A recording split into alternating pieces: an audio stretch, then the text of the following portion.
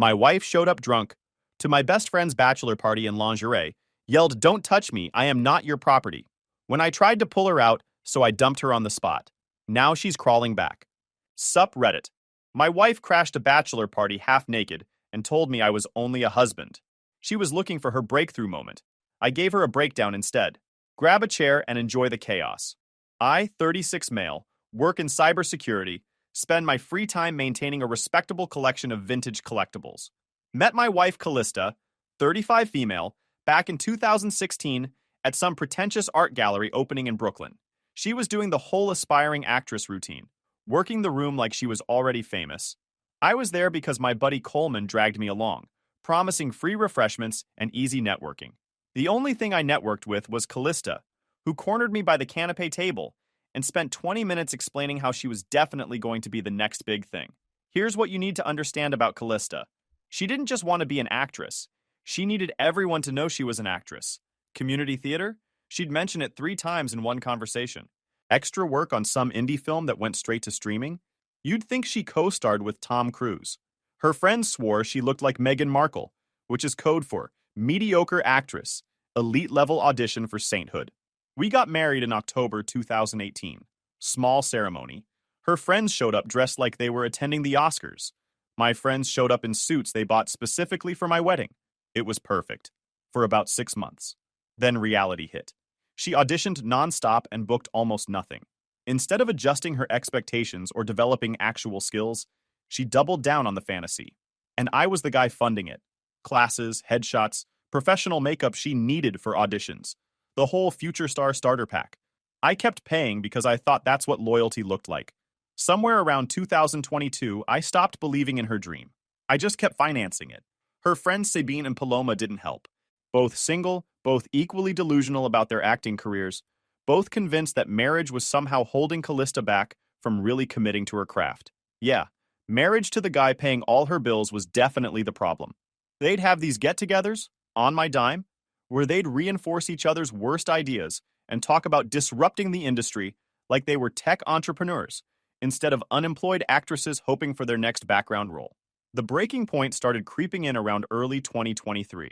My career exploded, got promoted to senior analyst, started leading a team, salary basically doubled. Meanwhile, Callista was still auditioning for the same student films and unpaid theater gigs she'd been chasing for 5 years. The resentment became impossible to ignore. Then March rolled around, and my best friend Coleman announced he was getting married. About 2 weeks before the bachelor party, Callista started acting weird.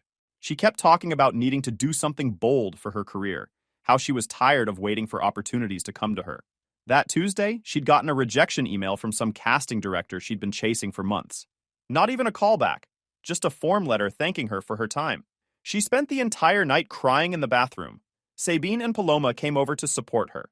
I could hear them through the door, telling her she was too talented to keep getting overlooked, that she needed to make people pay attention, that conventional routes weren't working, so maybe she needed to try something unexpected.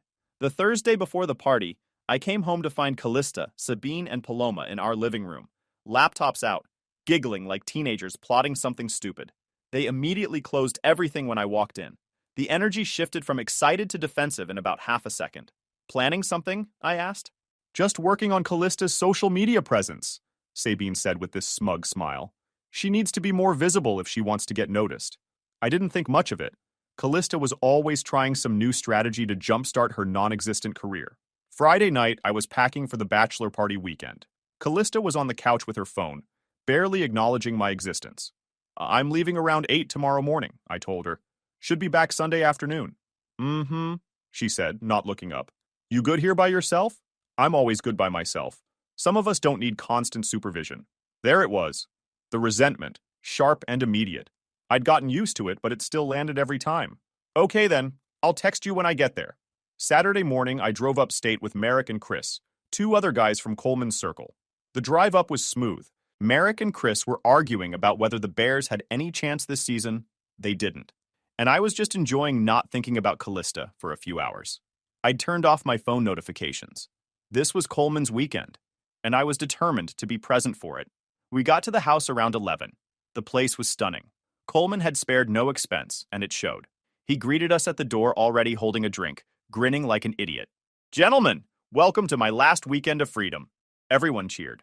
Someone handed me a drink. The poker table was already set up with professional chips, dealer button, the works. Coleman had even hired a guy to cater, some chef from the city who apparently owed him a favor. Everything was going great. We played poker all afternoon. Coleman was up about $300 and talking endless trash. I was down 50 and didn't care. The conversation was exactly what it should have been, roasting each other, telling stories about Coleman's dating disasters before he met Anya, speculation about married life. Harlan was there, already amped up by early afternoon. He was that guy, the one who peaked in college and never quite figured out how to be an adult. Loud, obnoxious, always pushing boundaries. But he was Coleman's friend from way back, so we tolerated him. Around 9 p.m., we fired up the grill. Steaks, lobster tails, the works. The chef Coleman hired had everything perfectly timed. Everyone was in that perfect zone of full but not sluggish. Someone put on music. A few guys were on the deck smoking cigars. It was exactly the kind of low-key, high-quality celebration Coleman wanted. That's when Coleman's phone started blowing up. "What the heck?" he said, staring at his screen. "Someone's at the door?" We could hear knocking. Loud, insistent knocking. Merrick went to check it out. He came back 30 seconds later with the most confused expression I've ever seen. Troy, your wife is here." My brain stuttered. "What?" "Callista. She's at the front door. With 2 other women. They're all dressed like—" He stopped himself. I walked to the front door. There she was. Callista. With Sabine and Paloma. All 3 of them wearing what can only be described as lingerie masquerading as outfits.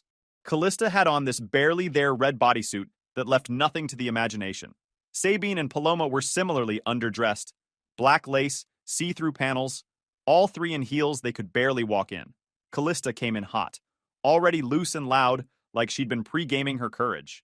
Too much volume, slurring slightly, that sloppy confidence you get when you've had just enough to stop second-guessing yourself. She was touching the doorframe for balance, pupils dilated, makeup smeared at the edges. Sabine and Paloma? Stone-cold sober. They weren't wobbling. Eyes sharp, phones already up, filming with that creepy producer focus like they were running a shoot. They'd positioned themselves for the best angles before Callista even started talking. "Surprise!" Callista said, voice pitching up with manic energy. She had a microphone, an actual wireless microphone, in her hand. "We heard there was a bachelor party and thought we'd provide some entertainment." Sabine was recording everything, adjusting her angle. Paloma was whispering instructions to Callista while keeping her camera steady. "Callista, what the heck are you doing?" I said, keeping my voice low. "What does it look like?" She pushed past me into the house, unsteady but committed. "Hands off. You're not my owner, just my husband." "Only a husband?" "Yeah, that's about to change real fast." Coleman was already moving. He stepped directly into Callista's path, hand up. "No, not here, not tonight." "Coleman, come on." I said no. His voice was firm. Not yelling, but absolute. "This is my bachelor party. You weren't invited. You need to leave." He looked at the other guys. Phones away, now.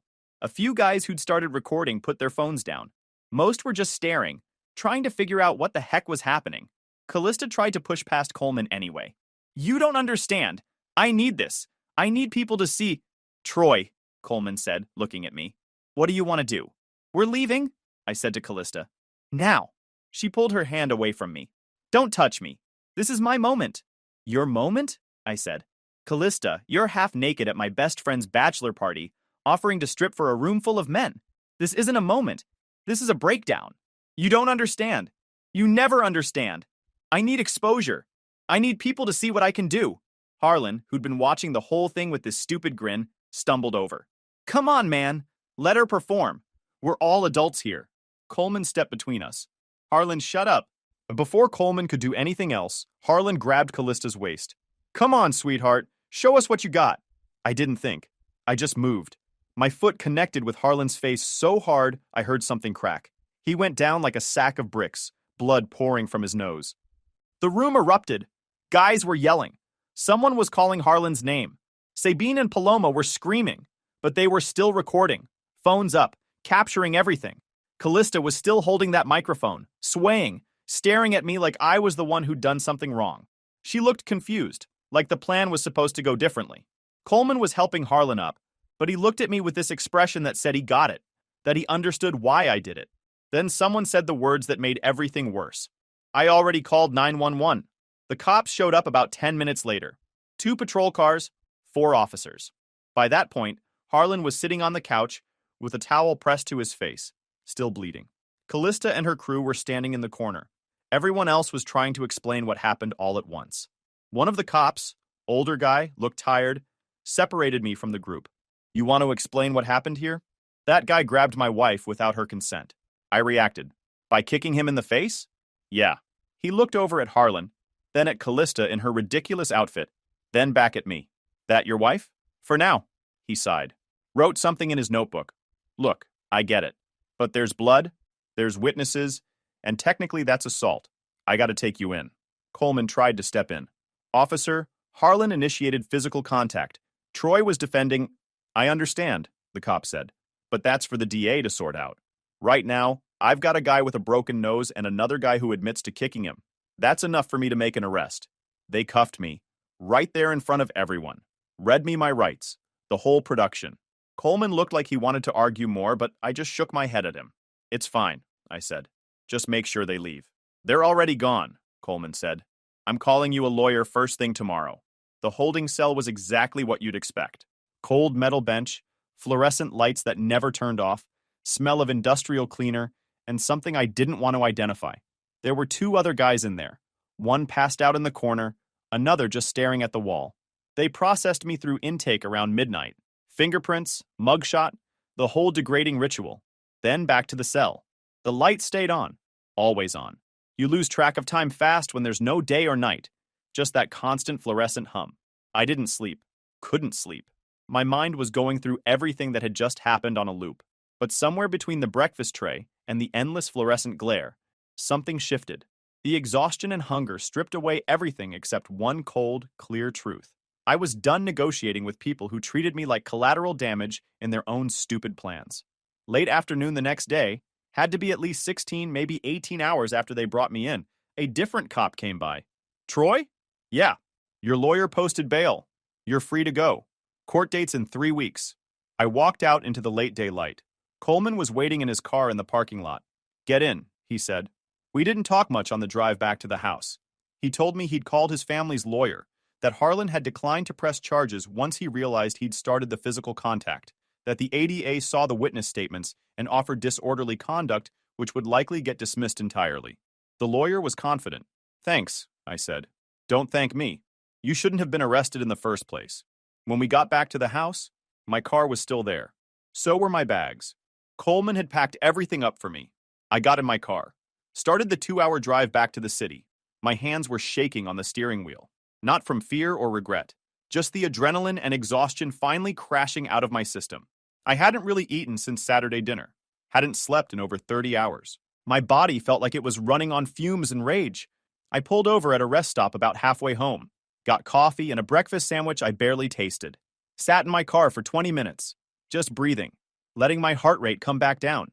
After a full night in county over her stunt and his groping, I stopped negotiating with reality.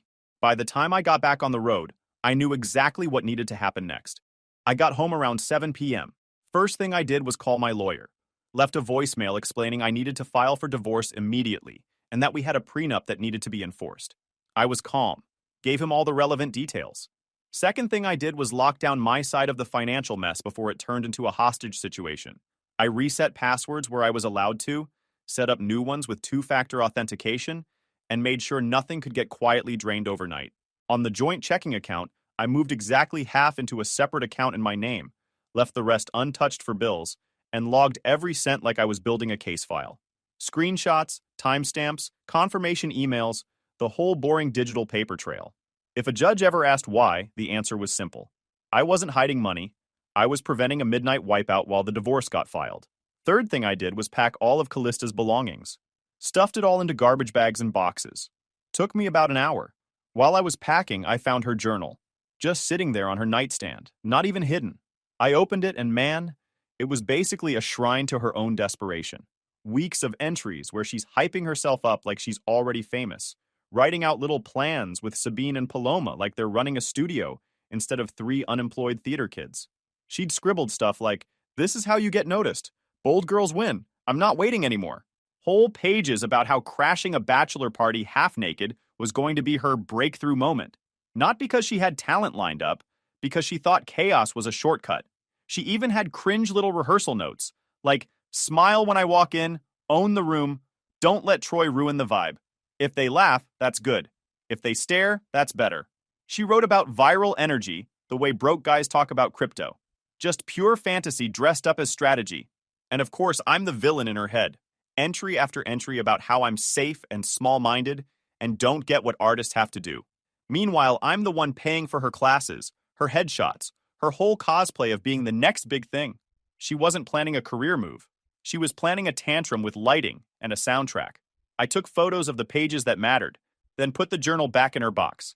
Let her keep her little manifesto. She's gonna need something to reread when she's explaining to people how this was all misunderstood art. I was finishing up when I heard her car pull up outside. It was around 10 p.m. She stumbled in through the front door, still wearing that ridiculous outfit, Sabine and Paloma trailing behind her.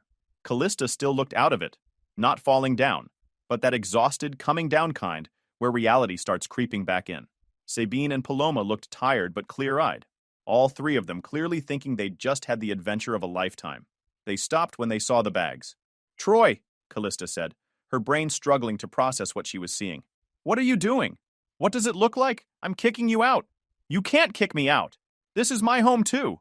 Her voice went shrill. "We're separated as of last night. My lawyer told me to make that clear.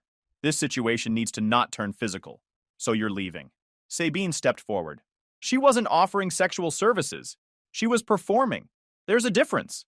"Oh, really? What exactly do you call a lap dance for money?" "It was art," Paloma chimed in. "You wouldn't understand because you don't have a creative bone in your body." I ignored them and looked at Callista. "You want to explain what you were thinking? Or should I guess?" She looked genuinely shocked. "You're being ridiculous. I was trying to help my career, to make something of myself." "Help your career? Callista, you crashed a private party dressed like a stripper and offered to perform for a room full of men? That's not building a career. That's prostitution with extra steps. That's not fair. You know I've always wanted to be a star, but you took that from me. You and your stupid stable job and your stupid need for me to be some boring housewife. My passion, my dreams, you suffocated all of it." I laughed. Actually laughed. "I took that from you? Callista, I've paid for everything. Your acting classes, $800 a month, your headshots, your makeup, your entire life for 3 years, while you chased a dream you don't have the talent to achieve. The only thing I took from you was the delusion that you were going to make it." "You're a jerk!" she screamed. Sabine and Paloma were nodding along, their own faces twisted with indignation. "And you're out." I started carrying her bags outside. It was about 40 degrees and she was still dressed in basically nothing. The street was empty, quiet except for the sound of me dropping garbage bags full of her belongings onto the sidewalk. "Wait, I need to get my clothes. It's freezing. You should have thought about that before you decided to dress like a stripper at a bachelor party." Sabine tried to get involved. "You can't just throw her out in the middle of the night. This is abuse. Watch me." I threw the last bag onto the sidewalk. "Oh, and Callista, I didn't know you wanted to be a porn star. If I'd known that was the plan, I would have saved myself 3 years and you could have just filmed in the bedroom. It would have saved me about 50 grand in acting classes too." She started crying. Real tears this time. "Troy, please, I'm sorry, I wasn't thinking. I just wanted to feel like I mattered, like I was special." "Okay, you're sorry. Got it. Anything else? Please." She was full-on sobbing now, hands shaking. She went on about how everyone hates her now. Her friends all cut her off after the police report. They didn't want to get dragged into it, didn't want to risk being associated with it. Sabine blocked her number. Paloma told her she's toxic and to never contact her again. They're scared the assault charges will blow back on them somehow. She tried to explain, tried to tell them it wasn't her fault, but they don't care. They just want distance. She wiped her nose with her sleeve. Pathetic. Paloma stepped forward, trying to look threatening despite being about 5 feet 3 inches in heels. "You're going to regret this. We'll make sure everyone knows what kind of person you really are." "Go ahead," I said. That's when Sabine decided she was going to be a hero. She charged at me, all 120 pounds of righteous fury in a tube top. I sidestepped her. She was moving too fast in those heels on cold pavement. Her ankle rolled and she went down hard, arms flailing as she tried to catch herself. She crashed face first into Paloma, who'd been standing right behind her. Both of them went down in a tangle of limbs and cheap lingerie. "Oh my God! Get off me!" Paloma was shoving at Sabine, who was trying to get her footing on the concrete. "I'm trying!" Sabine yelled back, her heel broken, trying to push herself up. Callista just stood there frozen, mascara running down her face, watching her backup squad eat pavement in front of my building. I couldn't help it. I laughed. Not a polite chuckle, a full belly laugh. "You ladies need a minute?" I asked. "Or should I call an Uber? Maybe get you some Band-Aids?" Paloma finally shoved Sabine off and scrambled to her feet, one heel broken, hair looking like she'd been through a wind tunnel.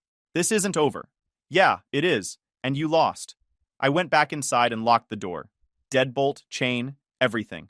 I could hear Callista outside for about 5 minutes, pounding on the door, crying, begging. Then Sabine's voice, sharp and angry, telling her they needed to leave. Then a car started, Paloma's probably, and they drove away. Then my phone buzzed. Text from Harlan. I knew before I opened it that I didn't want to see what was on there.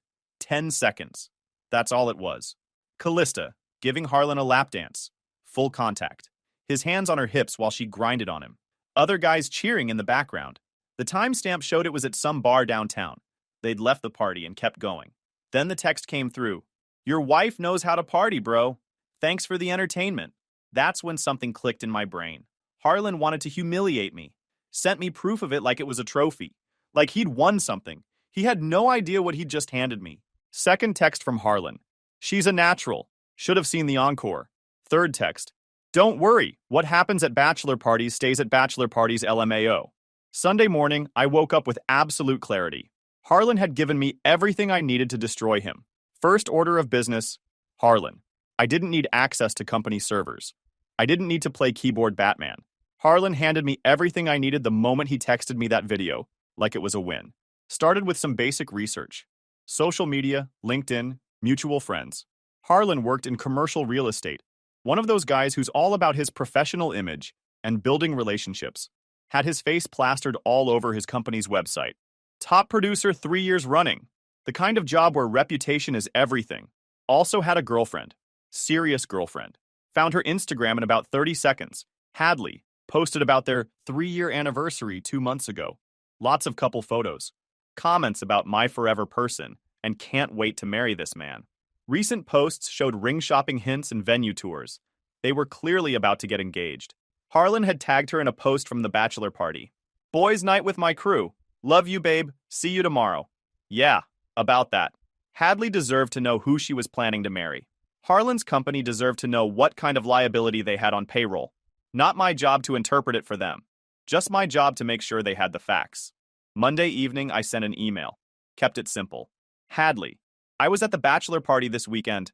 I think you should see this before you make any long-term decisions." The video and messages are from Harlan's phone. Attached the video. Attached screenshots of Harlan's text to me. That's it.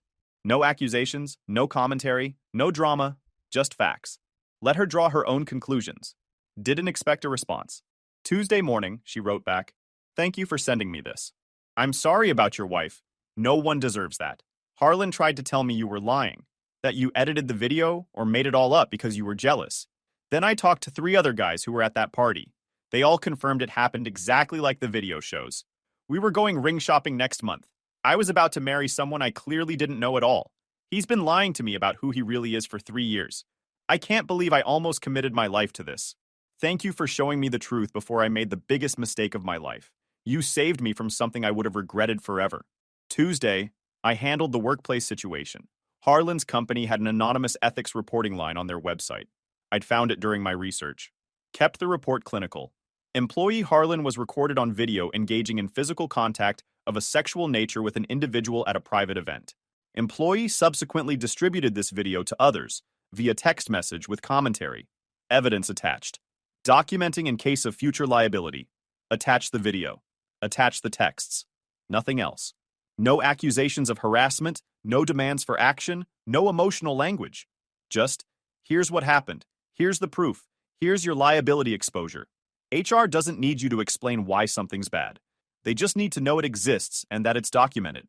2 days later, Harlan was on leave pending review. Found that out through the company grapevine. Mutual connections on LinkedIn started noticing his sudden radio silence. Turns out this wasn't Harlan's first HR problem. He'd had a warning 6 months earlier for inappropriate comments to a junior associate. My evidence just became the final nail in a coffin HR had been building for a while. They couldn't sweep this one under the rug. Wednesday afternoon, Coleman called. I picked up this time. Troy, man. I don't even know what to say. Then don't say anything. I kicked Harlan out of the wedding party. Told him he's not welcome at the wedding. What he did, sending you that video, those texts, that's not okay. That's not what a friend does. Appreciate you cutting him off. He's been calling me nonstop, trying to get me to smooth things over with you. Said you're overreacting. I told him to lose my number. He took your wife to a bar after everything went down and kept filming like it was content. That's sociopath behavior. I didn't respond right away. Coleman had shut the whole thing down at his house the moment I left. He'd done what he could. This was on Harlan and Callista. Good to know where you stand. Always, man. Just let me know if you need anything. I hung up. Thursday, things got interesting. Harlan called me. I didn't pick up. He left a voicemail, voice shaking. Dude, you need to call me back. I don't know what the heck you said to Hadley, but she dumped me. She's saying I cheated, that I'm a predator, all this crazy stuff. And now my boss is asking me questions about some video. This is messed up, man. You need to fix this. Call me back. I deleted the voicemail. Didn't fix anything. Just let reality do its thing. Friday, Harlan called again. Left another voicemail, this time crying, Troy, please, I lost my job. Hadley won't talk to me. My boss said the company was moving on, and I wasn't a fit for the brand anymore. This is ruining my life. Please, man. You gotta help me. Tell them it was a misunderstanding. A misunderstanding. Right. Like accidentally sending your friend a video of you groping his wife and then bragging about it is a misunderstanding. I blocked his number. The fallout didn't need me to babysit it. Once the clips hit the right inboxes, everything started collapsing under its own weight. By Monday night, Hadley had dumped Harlan. Harlan tried spinning some story about me being vindictive, about editing footage, about how it was all a joke. Didn't matter. She'd already confirmed it with witnesses. Harlan tried to play it off at work, like it was just a dumb party moment. Didn't matter. HR already had the video and his texts attached with timestamps and context. He was put on leave pending review within 2 days. Apparently, this wasn't Harlan's first HR problem. He'd had a warning 6 months back for inappropriate comments to a junior associate. My evidence just became the final nail in a coffin HR had been building for a while. By the end of the week, he was out. The company's moving on, and you're not a fit for the brand, was the official line. Translation: we can't have this guy representing us when clients Google his name and find this. Harlan was kicked out of the wedding party, uninvited from the wedding, and basically voted off the island by the entire friend group. Turns out even guys who tolerate a lot have a line they don't want their name associated with. When Harlan tried showing up at Coleman's place to talk it out, Coleman told him to leave and not come back. Harlan was done. The day after the party, Anya, Coleman's fiancée, went to confront Callista and her 2 actress friends at their apartment. Wanted to tell them exactly what they'd done, how they showed up to seduce her soon-to-be husband, Coleman. The 3 of them ganged up on her instead, started screaming at her to mind her own business.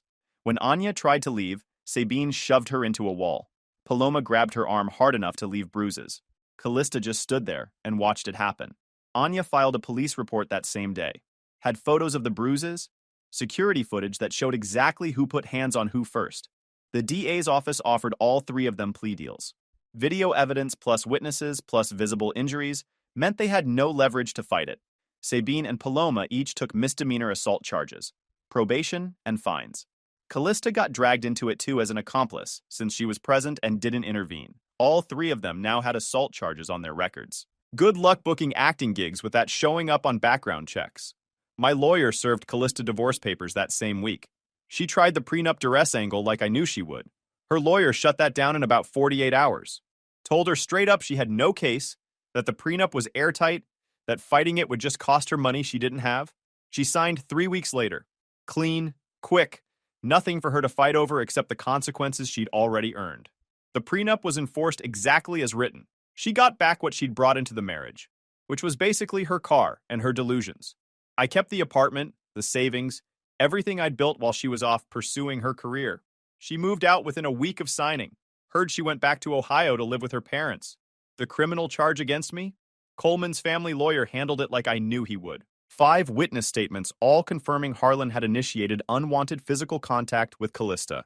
Video evidence showing the exact sequence of events. The DA reduced it to disorderly conduct, which got dismissed entirely, after I completed a one-day anger management course. My record stayed clean. That was the week in a nutshell. Harlan's life detonated on contact with daylight, Callista's stunt finished her marriage and got her criminal charges, and her little hype squad discovered that assault convictions don't look great on actor resumes. The dominoes fell exactly like they were supposed to. I didn't have to push them, just had to make sure the right people knew what happened. 2 months after the divorce was finalized, there was a knock on my apartment door. Late evening, unexpected. I looked through the peephole. Callista. She looked rough. No makeup, hair thrown back in a messy ponytail, wearing sweatpants and a hoodie that had seen better days. She'd lost weight, not in a healthy way. In that, I've been crying for weeks and forgetting to eat way. I opened the door but didn't invite her in. Just stood there in the doorway, one hand on the frame. Troy, please, can we just talk? Nothing to talk about. We're divorced. You signed the papers, move on.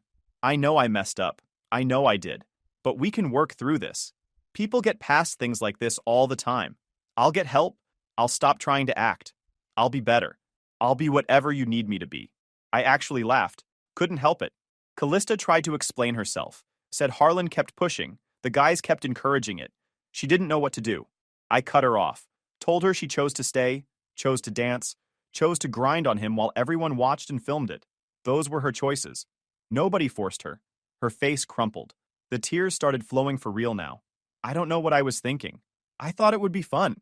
I thought it would make me feel good about myself. I didn't think about you. I should have. I'm sorry. I'm so sorry. Okay, you're sorry. Got it. Anything else? Please. She was full-on sobbing now, hands shaking. She went on about how everyone hates her now. Her friends all cut her off after the police report. They didn't want to get dragged into it. Didn't want to risk being associated with it. Sabine blocked her number. Paloma told her she's toxic and to never contact her again. They're scared the assault charges will blow back on them somehow. She tried to explain, tried to tell them it wasn't her fault, but they don't care. They just want distance. She wiped her nose with her sleeve. Pathetic. Told me her agent dropped her. Nobody will hire her. Her parents are disappointed in her. They tell her every single day how much she screwed up her life. She doesn't have anyone. She doesn't have anything.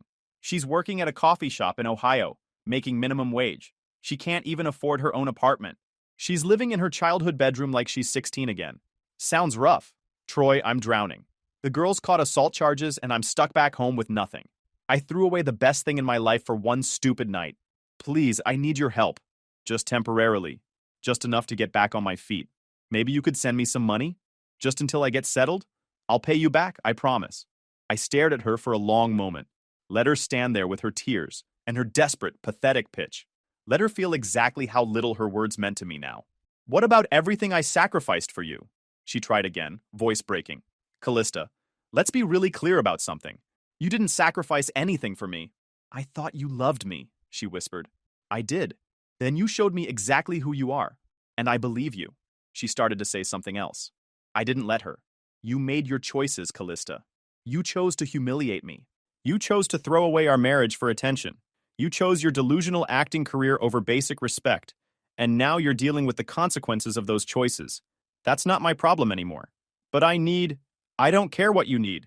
You don't get to show up here 2 months after our divorce begging for money like I'm some kind of backup plan. You're not my wife. You're not my problem. You're nothing to me. Her face went pale, like the reality of it was finally hitting her. Go home, Callista. Go back to Ohio. Work your coffee shop job. Live in your childhood bedroom. Figure out your life on your own. Because I'm done. I stepped back and closed the door. Locked it. She stood outside for a few minutes. I could hear her crying through the door. Eventually, she knocked again. Soft, pathetic little knocks. I didn't answer. Eventually, she left. I went back to my couch, picked up my drink, and put on a game. Didn't think about her again that night. She'd made her choices. Now she got to live with them. And me? I got my life back. That was enough. Guys, we are so close to hit 100,000 subscribers on this channel. If you are not subscribed to the channel, please consider subscribing. It really helps hit that 100,000 mark. Thanks for making this dream come true.